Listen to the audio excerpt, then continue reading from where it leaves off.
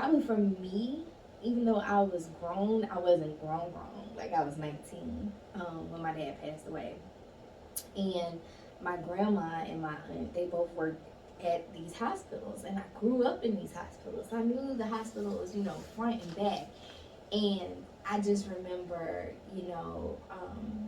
I saw my mom carrying my dad on her back. And he just kind of slid to the floor. And, he kept talking and it sounded like mumble jumbo. But then when I got up on him, he was saying, Father, I repent. And all of these things that was happening. And I just remember, calling one of my friends because I had my daughter. My daughter wasn't even a year old yet. She was 6 months.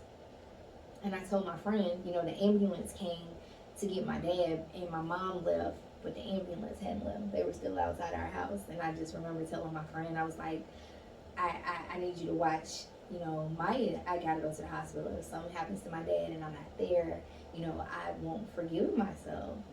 And I got to the hospital and I couldn't find anybody. And it was insane. I grew up, playing in the same hospital.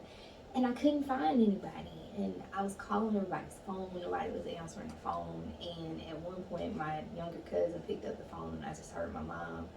She was screaming in the background. And I knew something was wrong. I just didn't know what. And I just was in the parking lot just bawling.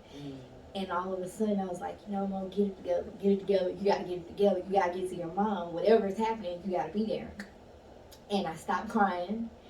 And I turned around and walked right in the damn door. Crazy, right? I was standing out there the whole time, lost.